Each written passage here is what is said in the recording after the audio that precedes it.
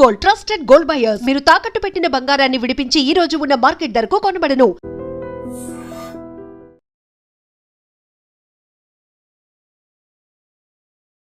Welcome to I dream. నా పేరు Lumbini.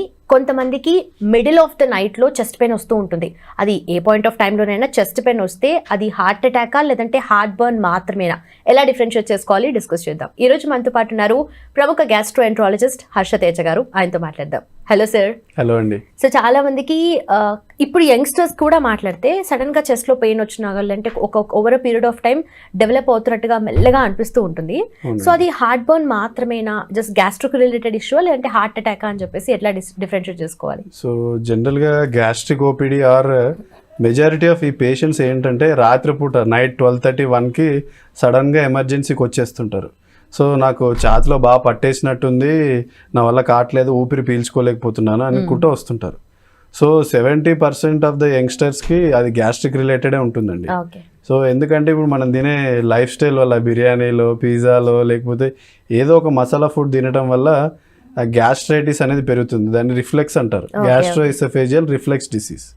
So ఆ యాసిడిటీ అనేది మన అన్నవాహిక అంటే ఈసోఫేగస్ అంటారు, దాంట్లోకి వచ్చి ఆ యాసిడిక్ రియాక్షన్ వల్ల వచ్చే పెయినే ఈ హార్ట్ బర్న్ అంటాం మనం. సో దాన్ని హార్ట్ అటాక్ నుంచి ఎలా డిఫరెన్షియేట్ చేయాలనేది కొన్ని 2-3 కీ పాయింట్స్ మనం అనుకోవచ్చు. సో జనరల్గా హార్ట్ బర్న్ రిలేటెడ్ పెయిన్ అనేది అక్కడ మాత్రమే ఉంటుంది. సో తిన్న ఒక 2-3 అవర్స్కి వాళ్ళు మేనిఫెస్ట్ చేస్తుంటుంటారు. సో వాళ్ళు ప్రతిసారి దాన్ని వాళ్ళ హిస్టరీలో మనం అడగగలిగితే, సో తిన్న తర్వాత ఇంతకుముందు కూడా నాకు పొద్దున పూట సాయంత్రం పూట కూడా వస్తుంటాయి, కానీ ఇప్పుడు బాగా సివియర్గా వచ్చింది ఈరోజు అని చెప్తుంటుంటారు. సో హార్ట్ అటాక్ అంటే పెయిన్ అక్కడి నుంచి చేతికి స్ప్రెడ్ అవ్వటము, జా పెయిన్ రావటము, సడన్ గా వాళ్ళకి స్వెట్టింగ్స్ రావటము, సడన్ గా గుండె దడ అంటే పాల్పిటేషన్స్ అంటారు. హార్ట్ రిలేటెడ్ ఏముంటాయంటే వాళ్ళకి చెస్ట్ పెయిన్, దాంతోపాటు చేయి కానీ జా కానీ పెయిన్ రావటము, సడన్ గా గుండె దడ రావటము, వామిటింగ్ సెన్సేషన్స్ రావటము, ఈ లక్షణాలు వస్తుంటుంటాయి. సో ఎప్పుడైనా కానీ అది హార్ట్ రిలేటెడ్ అయినా కానీ గ్యాస్ట్రిక్ రిలేటెడ్ అయినా కానీ, హార్ట్ రిలేటెడ్ అనేది ఎమర్జెన్సీ కాబట్టి సో మనకు తెలియనంత వరకు దాన్ని హార్ట్ రిలేటెడే అనుకొని దగ్గరున్న డాక్టర్ని కన్సల్ట్ కావటం బెటర్ అండి. ఓకే. సో మీరు అన్నట్టుగా లేట్ నైట్స్ చాలా మంది నిద్రలో ఉండి సడన్ గా మెల్కొని ఇలాంటివి ఎమర్జెన్సీ కేసెస్ వస్తాయి అంటారు కదా, అంటే ఎందుకని రెస్ట్ మోడ్ లో ఉన్నప్పుడు అలా ఎక్కువ రావడానికి? సో పడుకున్నప్పుడు ఏమవుతుందంటే ఆ గ్రావిటీ అనే కాంపోనెంట్ వెళ్ళిపోతుందండి మీరు ఫ్లాట్ గా పడుకున్నప్పుడు.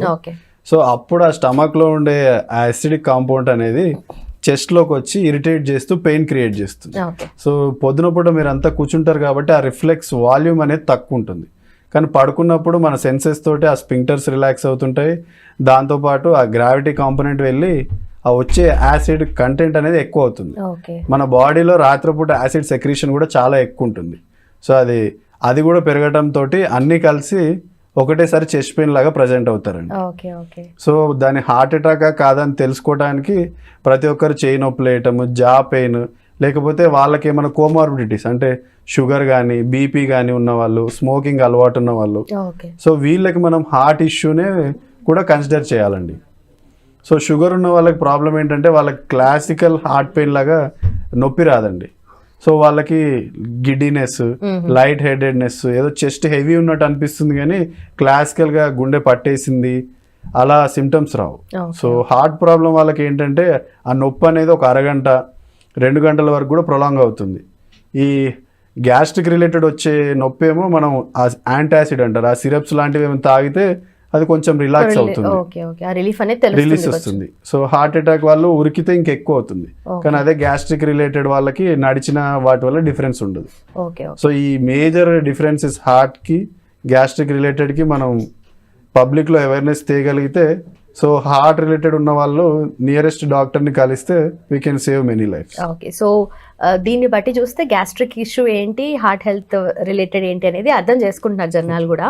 అయితే గ్యాస్ట్రిక్ రిలేటెడ్ ఇష్యూ వచ్చినప్పుడు ఓకే ఇది గ్యాస్ వల్లనే డెవలప్ అయింది నాకు ఈ ప్రాబ్లం అని అనుకున్నప్పుడు ఫస్ట్ థింగ్ ఏం చేయాలి సార్? అంటే లైక్ ఫస్ట్ ఏదన్నా కొంతమంది సజెస్ట్ చేస్తూ ఉంటారు లైట్గా కోల్డ్ మిల్క్ తీసుకోవాలి అని చెప్పేసి, అలా ఇంకేమన్నా ఉంటాయా? కోల్డ్ మిల్క్ వాటితోటి రిఫ్లెక్స్ అనేది అంతేం డిఫరెన్స్ ఉండదండి. సో మనం ఇచ్చే ప్రిస్క్రైబ్ చేసే ఓవర్ ద కౌంటర్ అంటే మెడికల్ షాప్లో ఎక్కడైనా వాళ్ళు ఇచ్చే యాంటాసిడ్ సిరప్స్లో ఉండే ఆ కాల్షియం కార్బోనేట్ కానీ సోడియం బైకార్బోనేట్ కానీ ఆ యాసిడ్ని న్యూట్రలైజ్ చేస్తుంది. ఓకే. సో ఆ యాసిడిక్ కంటెంట్ని తగ్గియటం వల్ల మీకు ఆ సెన్సేషన్ తగ్గి పెయిన్ తక్కువ అవుతుంది. సో ఇట్ డజంట్ ట్రీట్, ఆ సిమ్టమ్స్ని తగ్గించడానికి మాత్రమే హెల్ప్ చేస్తుంది. సో దాన్ని బట్టి మనకు ఒక సైన్ గ్యాస్ట్రిక్ రిలేటెడ్ ఉందని తెలుసుకోవడానికి తప్ప అది ట్రీట్మెంట్ కాదండి. ఓకే. సో యూజువలీ అయితే మెడిసిన్ తీసుకుంటేనే బెటర్ అంటారా? మెడిసిన్ తీసుకుంటేనే బెటర్. ఓకే. సో ఆ సిమ్టమ్స్ తీసుకున్న తర్వాత కూడా తగ్గలేదంటే కార్డియాక్ అనేది మనం రూల్ అవుట్ చేసుకోవాలండి. Okay. And also home remedies చాలా మంది ప్రిఫర్ చేస్తూ ఉంటారు కదా ఇలాంటి సినారియోలో. ఓకే, ప్రతిదానికి మెడికేషన్కి వెళ్ళరు కూడా చాలా మంది. సో అలా ఏదైనా హోమ్ రెమెడీస్ చెప్తారా? హోమ్ రెమెడీస్ అంటే ఇందులో ఒక కార్నర్ ఆఫ్ హార్ట్ కాంపోనెంట్ ఉంది కాబట్టి సో హోమ్ రెమెడీస్ చాలా మంది చేస్తూ అది కాంప్లికేట్ అయ్యే వరకు వెయిట్ చేస్తుంటుంటారు. సో నా ఒపీనియన్ అయితే హోమ్ రెమెడీస్ కంటే ఇట్లాంటి సిచ్యువేషన్లో కన్సల్ట్ అవ్వటమే బెటర్. మనం రోజు తీసుకునే ఫుడ్ వల్ల, అట్ ది సేమ్ టైం వల్ల, at the same time quantity వల్ల కూడా మన బాడీలో డిఫరెంట్ ఎఫెక్ట్స్ అనేటివి ఉంటూ ఉంటాయి కదా. సో చాలా మంది కొంచెం తిన్నా కూడా ఎక్కువగా ఉబ్బరంగా అనిపిస్తుంది, లేదంటే అంతకన్నా ఎక్కువ తినలేకపోతూ ఉంటారు. కొంతమందికి ఇలా ఉన్న తర్వాత కూడా మళ్ళీ ఏదో ఒక టైంలో ఆకలేస్తూ ఉంటుంది, అప్పుడు దాంట్లో ఏది దొరికితే అది తింటూ ఉంటారు. దీనివల్ల కంప్లీట్గా మన బాడీ సిస్టమ్ అనేది ఎఫెక్ట్ అవుతూ ఉంటుంది. సో బ్లోటింగ్ అనేది కూడా ఎక్కువ అవుతూ ఉంటుంది. ఎందుకు ఇవన్నీ అవుతూ ఉంటాయి? బ్లోటింగ్ ఎవ్రీవేర్ బ్లోటింగ్, యంగ్స్టర్స్ నుండి పెద్దవాళ్ళ వరకు, ఈవెన్ చిన్నపిల్లల్లో కూడా ఈ అనేది కండిషన్ మనం చూస్తున్నాం కదా. So what are the main causes? And కొంతమంది కొంచెం అమౌంట్స్లో తింటున్నా కూడా బ్లోటింగ్ వస్తూ ఉంటుందని అంటారు. సో దానికి ఏం చెప్తారు? సో బ్లోటింగ్కి మన లైఫ్ స్టైల్లో చాలా కాజెస్ ఉంటాయండి. మెయిన్గా మనం తీసుకునే ఫుడ్ వల్ల కూడా చాలామందికి బ్లోటింగ్ వస్తుంటుంది. సో ఇండియన్స్లో చాలామందికి లాక్టోస్ అనేది పడదండి, లాక్టోస్ ఇంటాలరెన్స్. సో వాళ్ళకి పాలు అనేది పడవు. సో ఆ పాలు అనేది తీసుకోగానే వాళ్ళ పొట్ట ఉబ్బరం రావటం. అలాగే లాక్టోస్ లాంటివి గ్లూటెన్ అంటారు. సో మనం తీసుకునే గోధుమల్లో, బార్లీలో అట్లాంటి వాటిల్లో ఉండే కంటెంట్ వల్ల వచ్చే బ్లోటింగ్. సో ఇలా కొన్ని ఫుడ్ ఇంటాలరెన్స్ వల్ల చాలామందికి బ్లోటింగ్ వస్తుందండి. అలాగే స్టమక్ రిలేటెడ్ కూడా చాలామందికి బ్లోటింగ్ వస్తుంది. ఫర్ ఎగ్జాంపుల్ ఇప్పుడు పేగు పూత ఉన్నా, ఒక అల్సర్ ఉన్నా, సో దానివల్ల కూడా కడుపు ఉబ్బరం అనేది కామన్ అండి. సో దాన్ని గ్యాస్ట్రైటిస్ రిలేటెడ్ ఇష్యూస్ లాగా తీసుకోవచ్చు. సో అలాగే మన చిన్న ప్రేగులో కూడా బ్యాక్టీరియల్ ఓవర్ గ్రోత్ అంటారు దాన్ని. సో ఆ బ్యాక్టీరియల్ ఓవర్ గ్రోత్ అయినప్పుడు కూడా చాలామందికి బ్లోటింగ్, ఫుల్నెస్, కొంచెం తిన్న తర్వాత కూడా పొట్ట ఫుల్ అయిందని చెప్తుంటుంటారు. సో మెజారిటీ ఆఫ్ మా ఓపీలో వచ్చే 50% patients most common complaint is bloating. So కొంతమందికి ఇండియాలో stress related or any other things, దాని irritable bowel syndrome or functional dyspepsia అంటారు.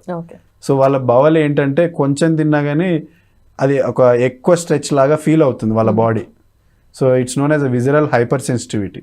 సో దానివల్ల ఆ స్ట్రెచ్చింగ్ వల్ల గట్ బ్రెయిన్ యాక్సిస్ తోటి సెన్స్ చేసి ఫుల్నెస్ లాగా మనకి వెంటనే సెన్సెస్ వచ్చేస్తుంటాయి. సో ఆ విజరల్ హైపర్ సెన్సిటివిటీ కావచ్చు, ఈ ఫుడ్ ఇంటాలరెన్స్ కావచ్చు, ఈ గ్యాస్ట్రైటిస్ వల్ల కావచ్చు, అలాగే మనం ఇంతకుముందు డిస్కస్ చేసిన small intestinal bacterial over growth కావచ్చు, కొన్ని ఇన్ఫ్లమేటరీ డిసీజెస్ అంటారు, ఇన్ఫ్లమేటరీ బవెల్ డిసీజ్ పేషెంట్స్కి అయినా కావచ్చు, సీలియాక్ అని ఇంకొక జబ్బు ఉంటుందండి, దానివల్ల కూడా కావచ్చు. సో ఇలా మల్టిపుల్ కాజెస్ ఉంటాయి. అలాగే ఇన్ఫెక్షస్ కాజెస్ కూడా హెచ్ పైలోరీ రిలేటెడ్ గ్యాస్ట్రైటిస్ అంటారు. సో ఇన్ఫెక్షన్స్ వల్ల కూడా బ్లోటింగ్ కావచ్చండి. ఇంకా మోస్ట్ కామన్ థింగ్ ఏంటంటే కొంతమంది తినేటప్పుడు ఫాస్ట్గా తినటము, లేకపోతే సరిగ్గా మింగటం చేయకపోవటం వల్ల గాలి మింగేస్తుంటారు. సో ఆ గాలి మింగటం వల్ల వాళ్ళు తీసుకునే స్మాల్ ఫీడ్తో కూడా ఆ ఏరోఫేజియా అంటారు, దానివల్ల కూడా పొట్ట బాగా ఉబ్బరం అయిపోతుంది. సో అట్లాంటి వాటిని మనం ఫస్ట్ రికగ్నైజ్ చేయాలి. So the way how we are eating, how we are chewing, మనం తీసుకునే ఫుడ్ మనకి ఏమైనా పడట్లేదా. So first how we eat, then the food intolerance, then we go into the systemic. అంటే ఎక్కడి నుంచి ప్రాబ్లం వస్తుందని వాళ్ళ లక్షణాలు బట్టి మనం దానికి సంబంధించిన మందులు ఇవ్వటము, అప్పటికి తగ్గకపోతే ఎండోస్కోపీ చేయాల్సి వస్తుందా, ఇంకేమన్నా ఇమేజింగ్ చేయాల్సి వస్తుందా అనేది లక్షణాలు బట్టి మనం డిసైడ్ చేస్తాం. ఓకే, మీరు ఓన్లీ బ్లోటింగ్కే ఇన్ని ఇష్యూస్ ఉండొచ్చు, ఇన్ని రూట్ కాజెస్ ఉండొచ్చు అని చెప్తున్నారు కదా. సో అంటే అది కూడా ఒక ఎక్స్ట్రీమ్ కండిషన్ అయిపోయేంత వరకు తెలియదు అండర్లైన్ లో ఇన్ని ఇష్యూస్ ఉన్నాయా ఆర్ దీనివల్ల వస్తుందా అని చెప్పేసి. సో ఎవరైనా బ్లోటింగ్ ఎక్కువగా అంటే ఒక రెగ్యులర్ బేసిస్లో బ్లోటింగ్ అనేది ఫీల్ అవుతూ ఉన్నారంటే ఫస్ట్ చేయాల్సిన థింగ్ ఏంటి సార్? డాక్టర్ దగ్గరకు వచ్చి టెస్ట్ల గురించి కానీ దాని గురించి కానీ. నేను అదే చెప్పాను కదా ఇంతకుముందు. సో మీకు బ్లోటింగ్ అనిపిస్తుంది అంటే ఫస్ట్ మనం తినే విధానం మార్చుకోవాలి. తర్వాత మనకి ఏ డైట్ తోటి బ్లోటింగ్ వస్తుంది అనేది గుర్తుపట్టాలి. ఆ స్పైసీ మసాలా ఫుడ్లు కొంచెం అవాయిడ్ చేయడం స్టార్ట్ చేయాలి. అప్పటికి తగ్గలేదు అంటే then you should meet your doctor. Okay. కొంతమందికి త్రేన్పులు కూడా ఎక్కువ వస్తూ ఉంటాయి సార్, దానికి ఏం రీజన్? సో తేన్పులు అనేది సపరేట్ థింగ్ మేడం. సో దాన్ని బెల్చింగ్స్ అంటారు మెడికల్ టర్మ్స్లో. సో తేన్పులు అనేది 2 రకాలు ఉంటాయి, సూప్రా గ్యాస్ట్రిక్ బెల్చింగ్స్ అంటారు, గ్యాస్ట్రిక్ బెల్చింగ్స్ అంటారు. Okay. So supra gastric belchings అంటే అది ట్రైన్డ్ బిహేవియర్ ఆర్ సైకలాజికల్ అనొచ్చు. సో వాళ్ళు ఏం చేస్తారంటే గాలి అనేది చాలా మింగేస్తుంటుంటారు. ఓకే. సో మింగేసిన ఒక వితిన్ 1 minute లోపే మళ్ళీ తేన్పులు వస్తుంటాయి. సో వాళ్ళు దాన్ని వరీసమ్ ఫీచర్ లాగా తీసుకుంటుంటారు. సో వితిన్ 1 minute లోపు మీరు తిన్న వెంటనే వస్తుందంటే అది మీ ట్రైన్డ్ బిహేవియర్ అనొచ్చు దాన్ని. సో స్ట్రెస్ వల్ల కావచ్చు, యాంగ్జైటీ వల్ల కానీ, చాలా మందికి అది చిన్నప్పటి నుంచి అలవాటై ఆ గాలి మింగటం వల్ల కూడా ఆ తేన్పులు అనేవి ఎక్కువ వస్తుంటుంటాయి. సో దాన్ని సూప్రా గ్యాస్ట్రిక్ బెల్చింగ్స్ అంటారు. అది వాళ్ళ పర్సనల్ ట్రైనింగ్, సైకోథెరపీతో అవన్నీ సెట్ అవుతుంటాయండి. సో గ్యాస్ట్రిక్ బెల్చింగ్స్ అనేది ఏంటంటే కొంతమందికి గ్యాస్ట్రిక్ యాసిడ్ సెక్రీషన్ పెరిగినప్పుడు జనరల్గా ఏ ఎయిర్ అయినా కానీ మనం ఫుడ్ తీసుకునేటప్పుడు ఎంటర్ అవుతుంటుంది. సో నార్మల్గా ఫుడ్ తీసుకున్న తర్వాత స్టమక్ డిస్టెండ్ అయ్యి ఆ ఎయిర్ని బయటికి పుష్ చేస్తుంది. అందుకే మనం మీల్ తీసుకొని ఒక ఫుల్నెస్ రాగానే తేన్పు అనేది వస్తుంటుంది. సో అందుకే అప్పట్లో పెద్దవాళ్ళు సరే ఇప్పుడు నువ్వు ఫుల్గా తిన్నారా ఇంకేం తినకు అనేవాళ్ళు. సో తేన్పు వచ్చేసిందంటే ఫుల్గా తిన్నారని. సో తేన్పుల వల్ల అంత మేజర్ ప్రాబ్లం ఏం లేదు, కానీ రిపీటెడ్గా వస్తున్నాయి, రోజుకు ఒక 10-15 వస్తున్నాయి, అసలు ప్రతిసారి ఒక అరగంటకు ఒకసారి వచ్చిన వాళ్ళు కూడా ఉంటారు. సో అట్లాంటప్పుడు గ్యాస్ట్రిక్ రిలేటెడ్ ఏం కాజెస్ ఉన్నాయని చూసుకోవాలండి. సో మనకు అల్సర్ ఉన్నా, గ్యాస్ట్రైటిస్ సివియర్ ఉన్నా కానీ ఈ తేన్పులు చాలా ఎక్కువ వస్తుంటాయి. అలాగే గ్యాస్ట్రో ఈసోఫేజియల్ రిఫ్లెక్స్ డిసీజ్ అంటారు. సో మన ఈసోఫేగస్కి స్టమక్కి మధ్యలో ఉండే స్పింక్టర్ లూజ్ అయినప్పుడు ఆ యాసిడ్ రిఫ్లెక్స్ ఛాతీలోకి వచ్చేటప్పుడే ఈ గ్యాస్ కూడా అలానే రిఫ్లెక్స్ వస్తుంటుంది.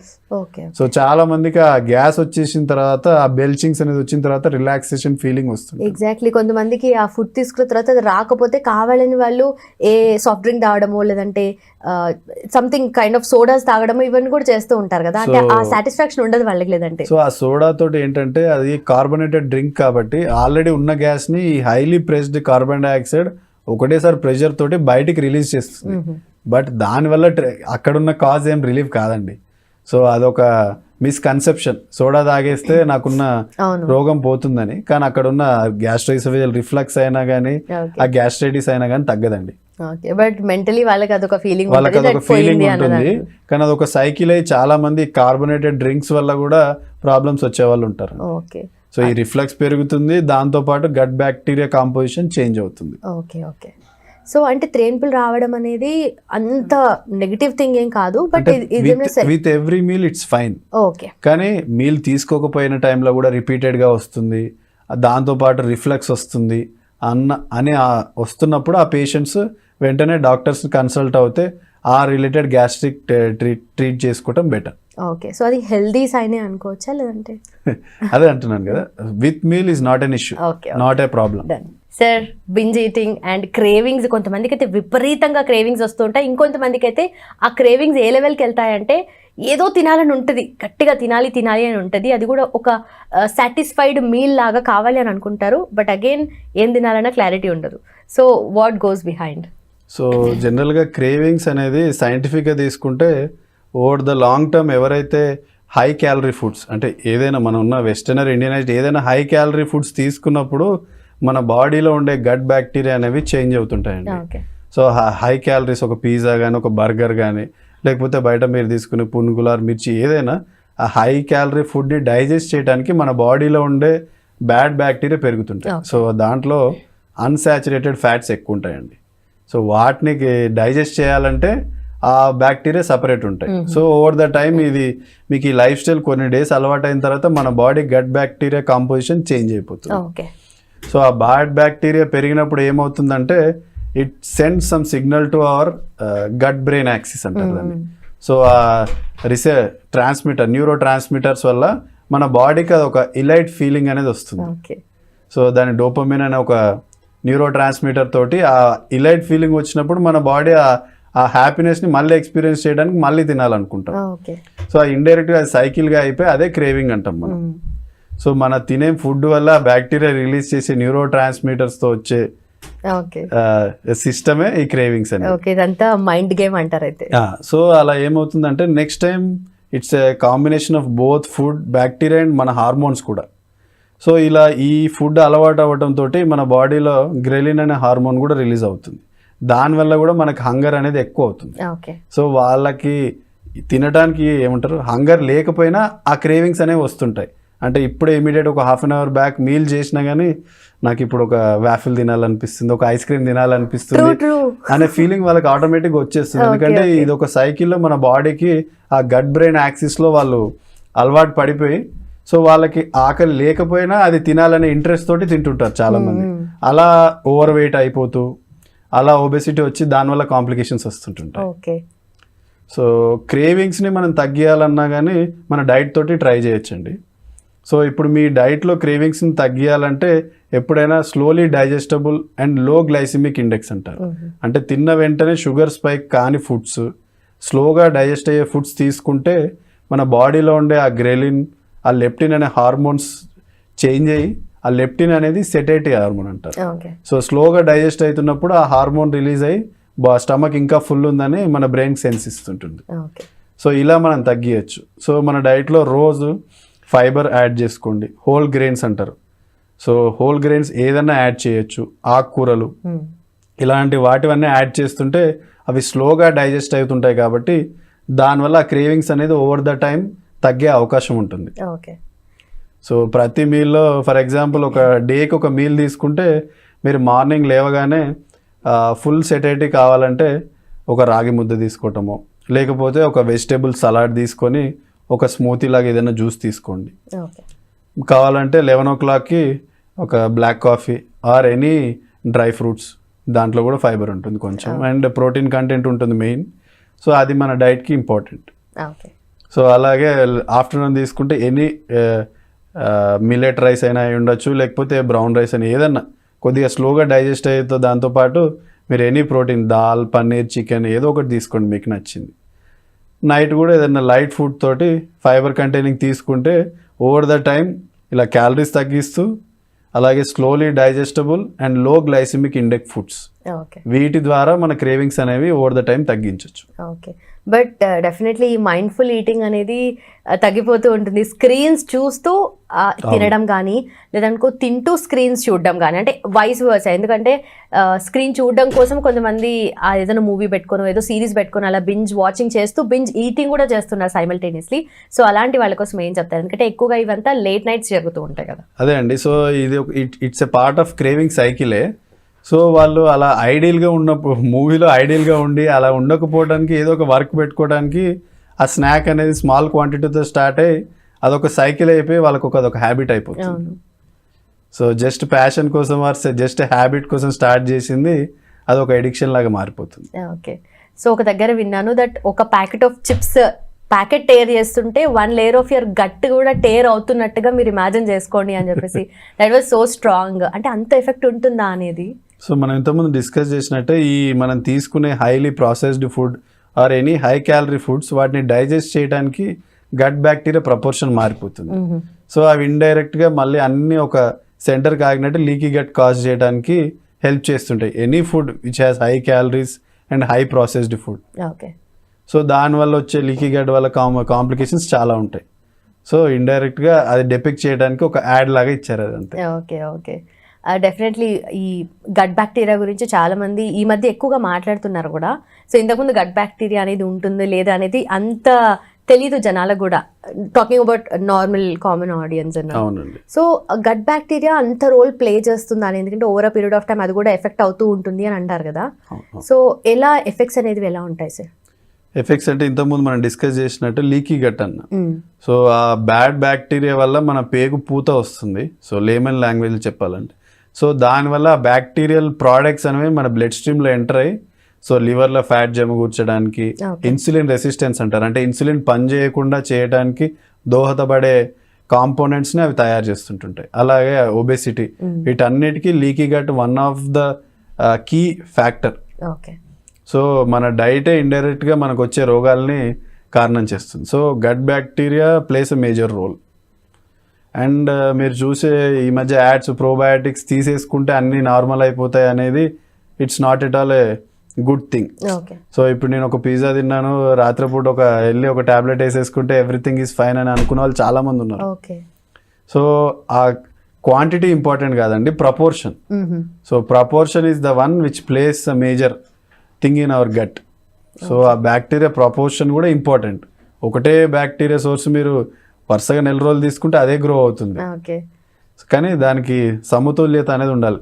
అంటే ఆ ఈక్వలిబ్రియం ఉంటూ మెయింటైన్ చేస్తూ గుడ్ ఫుడ్ తీసుకుంటే I think you can maintain your gut. Okay, జ్వరం వచ్చినా టాబ్లెటే, తలనొప్పి వచ్చిన టాబ్లెటే, ఈవెన్ కోల్డ్ అండ్ కాఫ్ వచ్చినా కూడా చాలా మంది టాబ్లెట్స్ తీసుకుంటూ ఉన్నారు. బట్ ఇలా ప్రతిదానికి యాంటీబయాటిక్స్ తీసుకోవడం వల్ల ఒక మల్టీ డ్రగ్ రెసిస్టెన్స్ అనేది బ్యాక్టీరియా అనేది గ్రో అవుతుంది అని అంటున్నారు డాక్టర్స్. ఇది డౌన్ ద లైన్ చూస్తే 10 years కాదు, ఇప్పుడిప్పుడే ఆల్రెడీ స్టార్ట్ అయిపోయిందని కూడా చెప్తున్నారు. సో దీని గురించి మాత్రం మనం డెఫినెట్లీ కేర్ఫుల్గా ఉండాలి కదా. Multi drug resistance bacteria growth గురించి అప్పుడే ఎందుకు ఆల్రెడీ వచ్చేసింది అని చెప్తున్నారు. సో ఇట్స్ ఆల్రెడీ దేర్ అన్నప్పుడు మనం ఇంకా ఎంత జాగ్రత్తగా ఉండాలి. సో ఇండియాలో ఉన్న ప్రాబ్లం ఏంటంటే మనకి యాంటీబయాటిక్స్ అనేది ఓవర్ ద కౌంటర్ మెడికల్ షాప్స్లో దొరకటం అండి. సో చాలామంది అంటే వాళ్ళ పర్సనల్ నాలెడ్జ్తోనో లేకపోతే ఈ గూగుల్లో చదువు ఏదో ఒక వీడియో చూసుకొనో చాలామంది ఒక 2 రోజులు జ్వరం వస్తే మెడికల్ షాప్కి వెళ్తారు. వెళ్ళి నాకు జ్వరం తగ్గట్లేదు అంటే వాళ్ళు ఏదో ఒక ఓవర్ ద కౌంటర్ ఒక యాంటీబయాటిక్ ఇస్తారు, వీళ్ళు అది వేసుకుంటారు. కానీ ఇండియాలో వచ్చే 90% ఫీవర్స్ విష జ్వరాలే ఉంటాయి, అంటే వైరల్ ఫీవర్సే ఉంటాయండి.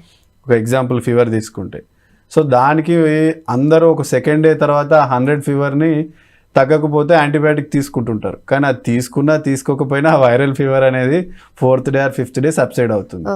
సో జనాల పర్సెప్షన్ ఏంటంటే ఆ 2nd day or 3rd day antibiotic start చేయటం వల్లనే తగ్గిందనే ఒక మిస్కన్సెప్షన్ అందరి మైండ్స్లో ఫిక్స్ అయిపోవటం వల్ల ఇప్పుడు ఒక 10 years back for example ampicillin అనే ఒక యాంటీబయాటిక్ ఉంటుంది, ఆర్ ఎమాక్సిసిలిన్. అది ఇప్పుడు ఒక 70% పాపులేషన్ ఇండియాలో ఎవరికి పనిచేయట్లేదు. ఎందుకంటే ఓవర్ ద కౌంటర్ ఇలా తీసేసుకొని ఆ బగ్స్ అనేవి ఆ యాంటీబాడీకి అసలు రెస్పాండ్ కావటమే బంద్ చేసేసాయి. సో ఇప్పుడు ఆ పెన్సిలిన్ ప్రిస్క్రైబ్ చేసే స్టేజ్లో కూడా లేరు డాక్టర్స్. సో ఆ రెసిస్టెన్స్ పోవాలంటే ఇంకా 20-30 years కూడా పడుతుందో లేదో కూడా చెప్పలేం. సో ఇలా ఓవర్ ద కౌంటర్ మెడికేషన్స్ వాడితే ఏమవుతుందంటే ఇప్పుడు ఒక 2 యాంటీబయాటిక్స్ పనిచేయట్లేదు, ఇంకొక 2 years తర్వాత ఇంకొక 4. సో ఉన్న 10-15 or 20 మ్యాక్సిమంలో ఒక 10 వెళ్ళిపోతే ఇంకా మనకి ఆ జ్వరాలైనా కానీ ఆ బగ్స్ వల్ల వచ్చే కాంప్లికేషన్స్ని తగ్గించడం చాలా కష్టం అండి. సో ఎప్పుడైనా కానీ యాంటీబయాటిక్ అనేది ఓవర్ ద కౌంటర్ తీసుకోకూడదు, సర్టిఫైడ్ డాక్టర్ని కలిసే తీసుకోవటం బెటర్ అనేది నా opinion. Okay, but I'm sure మీ దగ్గరకు వచ్చే పేషెంట్స్ ఆల్రెడీ ఎఫెక్ట్ స్టార్ట్ అయిన తర్వాత మేము యాంటీబయాటిక్స్ తీసుకున్నాము అని చెప్పేసి ఏమేమి తీసుకున్నారో తీసుకొని వచ్చి ఇది వాడినా కూడా మాకు తగ్గట్లేదు అని చెప్పేసి అప్పుడు మీ దగ్గరకు వస్తూ ఉంటారు కదా. అవునండి. సో మీ రియాక్షన్ ఎలా ఉంటుంది వాళ్ళకి? సో అంటే when I started practice I have seen these patients. So చాలామంది నేను ఇప్పుడు అడ్మిట్ చేసినప్పుడు సార్ మీరు ఓన్లీ పారాసిటమాల్ అది కూడా జ్వరం వస్తే అని చెప్పి రాశారు, ఇంకేం మందులు రాయలేదు, చిట్టి ఖాళీ ఉంది, మేము అంత దూరం నుంచి వచ్చామనే వాళ్ళు. సో వాళ్ళకి కూర్చోబెట్టి కౌన్సిలింగ్ చేసి రిపీటెడ్గా ఎక్స్ప్లెయిన్ చేస్తుంటే some patients they will understand, కానీ కొంతమంది they do doctor shopping. So that is common. కానీ నా ఒపీనియన్ అయితే పబ్లిక్ అవేర్నెస్ దీని గురించి చాలా తీసుకొని రావాలండి. సో హెల్త్ క్యాంప్స్ లానే ఇది కూడా పెట్టి పబ్లిక్ అవేర్నెస్ చేయాలి. సో యాంటీబయాటిక్స్ అనేవి వాడకూడదు, వాడాలంటే దానికి సర్టిఫైడ్ పర్సన్ చెప్తేనే వాడాలి, వాడితే ఓవర్ ద టైం మనకు బాడీకి అది పనిచేయదు అనేది పీపుల్ మైండ్ సెట్ అనేది చేంజ్ కావాలండి. So we hope that people change in the near future and we hope to streak to maintain the antibiotics which we have. Okay, మీరు హోప్ చేస్తున్నారు, but I don't think అది change అవ్వాలి, ఆ mind set change అవ్వాలి అంటేనే it's very tough.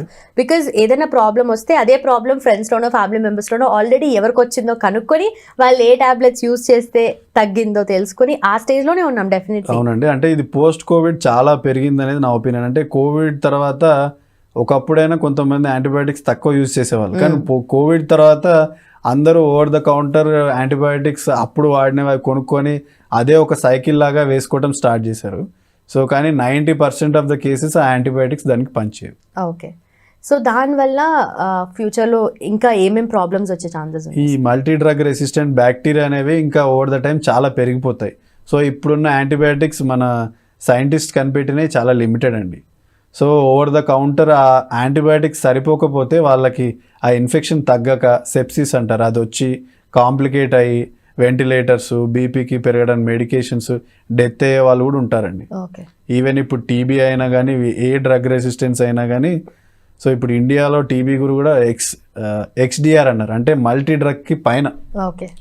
So అందుకనే medicines are antibiotics ఏదైనా కానీ జుడిషియస్గా యూజ్ చేస్తేనే మన ఫ్యూచర్ కాలంకి వచ్చే పిల్లలకైనా కానీ ఎవరికైనా కానీ కొన్ని యాంటీబయాటిక్స్ అన్నీ అవైలబుల్ ఉంటాయి. ఓకే. సో మీరు ఇందాక ఏదో సిరప్ గురించి మెన్షన్ చేసి దానికి ఆల్రెడీ రెసిస్టెంట్ ఉంది బగ్స్ అని చెప్పేసి అన్నారు కదా. సో అలా ఇప్పుడు ఫీవర్ టాబ్లెట్స్ కొంతమంది వేసుకుంటూ ఉంటారు, తలనొప్పి కూడా కొంతమంది వేసుకుంటూ ఉన్నారు. అలా దేనికి మనం ఇప్పుడు ఇంకా రెసిస్టెంట్ ఉన్నామంటారు? సో రెసిస్టెన్స్ అనేది యాంటీబయాటిక్స్కే చూస్తామండి, వేరే వాటికి రెసిస్టెన్స్ ఏం ప్యాటర్న్ ఉండదు. Okay. So resistance is generally in scientific terms for the bacteria or any bug which we are using. So drug resistance is for only antibiotics. Done, sir. Thank you so much. Thank you. And for more videos, Please subscribe to iDream. Please subscribe to iDream. Please subscribe iDream. And please subscribe to iDream. For more videos, subscribe to iDream. please like, share and subscribe to the channel. Congratulations, iDream. Subscribe to iDream. Subscribe to iDream. So subscribe to iDream Media. iDream की iDream team अंदर की huge congratulations. Please subscribe iDream Media. Please subscribe to iDream. Subscribe iDream. Please subscribe to iDream. iDream అంటే నా కళల ఛానల్ను subscribe చేసుకున్న నోరు తిరుగుతలేదు, మీరైతే గంట గుర్తు కొట్టండి. For more such videos, please subscribe to iDream. Subscribe to iDream. Please subscribe to iDream. Please subscribe iDream Media. Please do subscribe to iDream. Please subscribe to iDream Media. For best entertainment and information, please subscribe iDream. And don't forget to subscribe to iDream.